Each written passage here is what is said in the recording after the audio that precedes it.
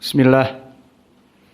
Innal hamdalillah hamdan katsiran thayyiban mubarakan fih wa asyhadu an la ilaha illallah wahdahu la syarikalah wa asyhadu anna Muhammadan abduhu wa rasuluh amma ba'd. Alhamdulillah, pada kesempatan waktu duha ini jam 10 di Masjid Imam Muqbil Al-Wadi'i di Darmasraya, Sumatera Barat, maka ini adalah sesi yang kelima dari kajian yang Syekh Nu'man hafidhahullah memberikan kajiannya dari kitab Hadihi Da'watuna wa Aqidatuna, karya syekhnya beliau dan syekh kami Syekh Muqbil Al-Wadi'i rahimahullah. Dan pada kesempatan sekarang ini kita akan masuk kepada poin yang ke-24,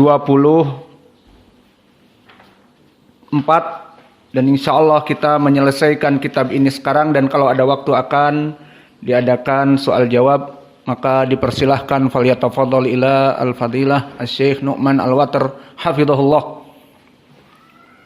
Bismillahirrahmanirrahim. Alhamdulillahirabbil alamin. Asyhadu an la ilaha illallah wahdahu la syarika lahu waliyus shalihin. Wa asyhadu anna Muhammadan abduhu wa rasuluh. Sallallahu alaihi وعلى آله وصحبه وسلم وبعد. كما اتفقنا أنه لضيق الوقت سيكون التعليق مختصرا، ونرجو أيضا أن تكون الترجمة مختصرة كذلك ليسع الوقت لنكمل ما بقي. وأعتذر عن عدم البسط والتوسع في بعض الفقرات التي تحتاج إلى توسع، والسبب في ذلك ضيق وقت الدورة جدا. طيب، قال شيخنا الوادعي رحمه الله تعالى: ننكر على الذين يقسمون الدين إلى قشور ولباب، ونعلم أن هذه دعوة هدامة.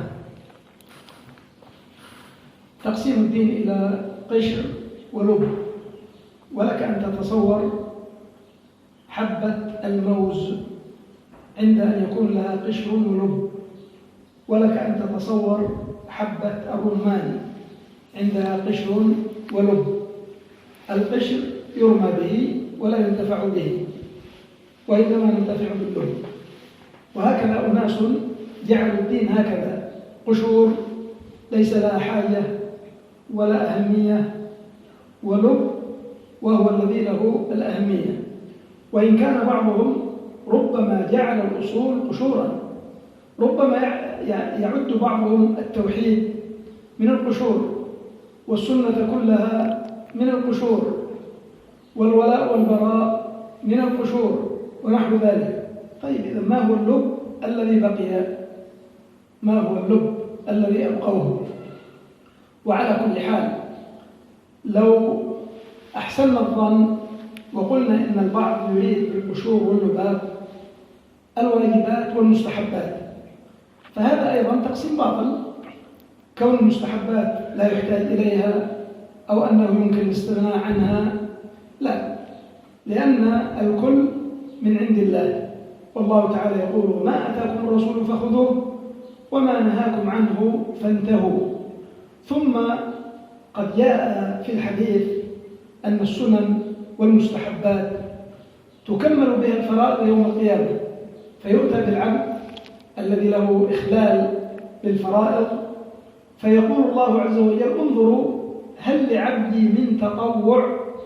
فإن كان له تطوع فإنه يكمل به فرائضه. ليس هذا في الصلاة فحسب، بل قد جاء حديث في صحيح الجامع أن هذا في باب الصلاة والصوم والصدقة والحج ونحو ذلك. فهذا من جهة. من جهة أخرى، الله عز وجل رغبنا في النوافل والمستحبات، لأن من ضيع النوافل واعتاد على ذلك سيؤدي به الأمر إلى أن يتساهل ويضيع الفرائض، كما أن من تجرأ على المكروهات سيؤدي به الأمر إلى أن يجترئ على المحرمات. في حديث أبي هريرة القدسي الذي أخرجه البخاري قال الله عز وجل: وما تقرب إلي عبدي بشيء أحب مما افترضته عليه ولا يزال عبدي يتقرب إلي بالنوافل حتى أحبه فإذا أحببته كنت سمعه الذي يسمع به وبصره الذي يبصر به ويده التي يبطش بها ورجله التي يمشي بها ولئن سألني لأعطينه ولئن استعاذني لأعيذنه وما ترددت في شيء أنا فاعله ترددي في قبض نفس عبدي المؤمن يكره الموت وأكره مساءته ومعنى كنت يده كنت سمعه كنت سمعه وبصره ويده ورجله أي أن العبد يوفق ويسدد في سمعه وبصره وجوارحه. نعم.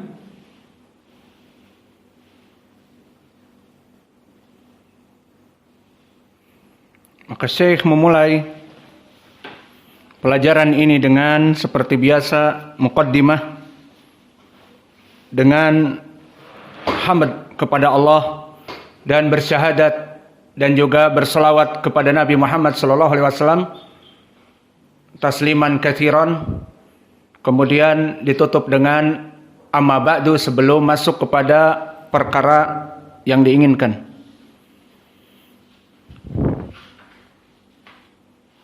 Maka Syekh mengatakan telah kita sepakati bahwa untuk mengejar waktu yang tersisa, maka Syekh akan masuk kepada poin-poin secara ringkas dari pendalilannya. Dan ini mohon maaf dikarenakan keterbatasan waktu.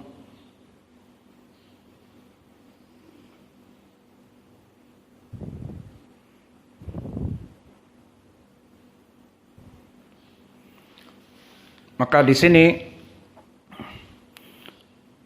Syekh memulai dengan poin 22. Maka dia membaca dari kitab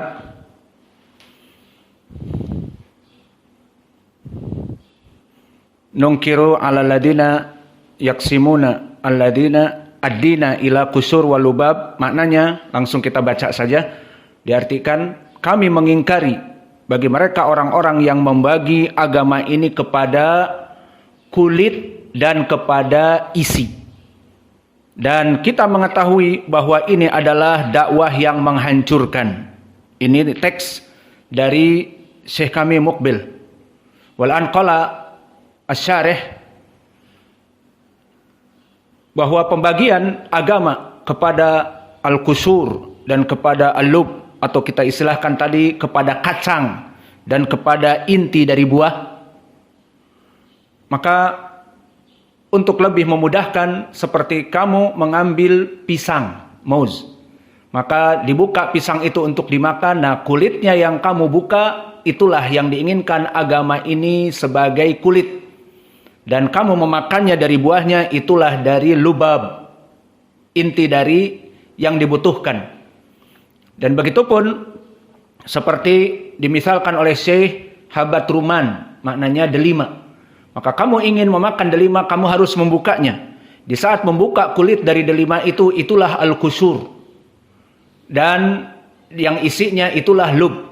Dan ini yang diinginkan di dalam pembagian agama ini. Bahwa al-qusur ataupun kulit-kulit itu tidak bermanfaat. Maka yang bermanfaat, berfaedah adalah hanya isi. Maka demikianlah mereka menganggap agama ini ada kulit dan ada inti dari buah. Maka mereka tidak memahami perkara tersebut dan mereka tidak mempunyai kepedulian kepada agama. Maka maknanya di sini kulit, perkara-perkara yang tidak begitu bermanfaat, dan adapun isi itulah yang diinginkan. Dan kita berhusnudzon bagi mereka orang-orang yang membagi pembagian ini meskipun asalnya memang batil, namun kita husnudzon bahwa yang diinginkan al-qusur maknanya ibadah-ibadah yang mustahab, yang hukumnya sunnah bukan wajib. Dan yang diinginkan dengan lubab, yakni perkara-perkara yang wajib hukumnya. Maka ini kita berhusnudzon apa yang diinginkan oleh mereka, bahwa al-qusur adalah semua perkara-perkara sunnah, dan juga lub adalah perkara-perkara yang diwajibkan. Maka kalau begitu pembagian ini, lalu apa yang akan tersisa pada agama ini? Lalu apa itu lub yang diinginkan oleh mereka? Ala kullin, maka kesimpulannya barakallahu fikum,